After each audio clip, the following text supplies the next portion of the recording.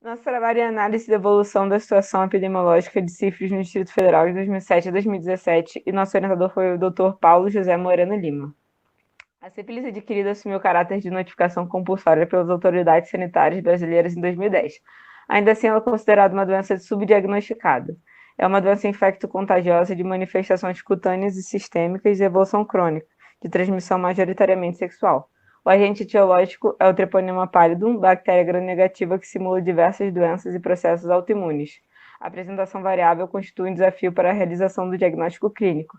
O tratamento da sífilis é realizado com penicilina e, quando feito intempestivamente, previne evolução para quadro de maior morbimortalidade. Nossos objetivos gerais foram realizar uma análise quantitativa da evolução da situação epidemiológica da sífilis no DF através da pesquisa documental dos boletins epidemiológicos da Secretaria de Saúde e incrementar o conhecimento sobre a situação epidemiológica dessa doença no DF. O específico foi analisar o comportamento das variáveis de sexo, idade, escolaridade, etnia, coeficiente de detecção, razão entre sexos referentes à população acometida pela sífilis no DF do período de 2007 a 2017. O método para isso, primeiro, foi a pesquisa documental quantitativa, onde a gente tabulou os dados dos boletins epidemiológicos citados, e após a compilação desses dados, a gente fez uma análise exploratória visando encontrar possíveis tendências de evolução da doença de acordo com essas variáveis já mencionadas.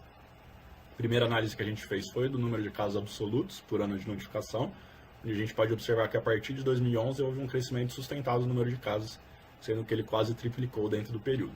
Quando a gente observa o coeficiente de detecção por 100 mil habitantes, a gente observa um comportamento parecido, ou seja, o aumento do número de casos não se deu pelo aumento da população. A gente realizou também a próxima análise do número de casos comparando o sexo masculino com o feminino, onde a gente pode observar que houve um aumento expressivo do número de casos do sexo masculino, passando de 250 para mais de 1.000. Porém, quando a gente observa a razão homem e mulher, a gente vê que o número de casos, ou essa razão, na verdade, né, quase que se manteve constante a partir de 2012. Ou seja, tanto os homens quanto entre as mulheres, o número de casos cresceu em uma proporção percentual semelhante a partir desse período. Porém, como o grupo de homens já representava um número absoluto maior, ele também acaba crescendo em números absolutos de maneira maior. Quando a gente observa os casos por idade, a gente observa no grupo masculino, principalmente a idade entre 20 e 29 anos, o grupo com uma participação mais expressiva, tanto percentual do total, quanto também de crescimento no período, sendo que em 2007 ele representava 27,84%, em 2017 passou a 42%. Quando a gente vê o grupo feminino tem um comportamento semelhante, sendo a faixa etária de 20 a 29 anos o que representa o maior percentual do total, porém ganha expressividade os grupos de 10 a 14 e de 15 a 19, que tiveram um crescimento expressivo dentro do período. Em 2017, o grupo de 10 a 14 representava 0,77 e passou para 2,65, e o grupo de 15 a 19 representava 3,5 e passou a 3,14 em 2017. Com relação à escolaridade, quando a gente divide os grupos entre aqueles com ensino fundamental completo ou menos e aqueles com ensino médio incompleto ou mais, a gente observa que ao final do período quase não houve diferença entre os dois, ou foi uma diferença quase irrelevante. E por fim, quando a gente observa por raça, os pardos são os mais atingidos percentualmente.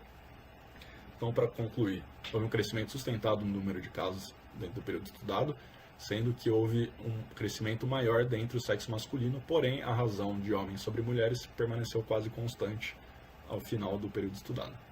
Com relação à idade entre os homens, a faixa dos 20 a 29 anos é a que mais representa o total e a que mais cresceu no período.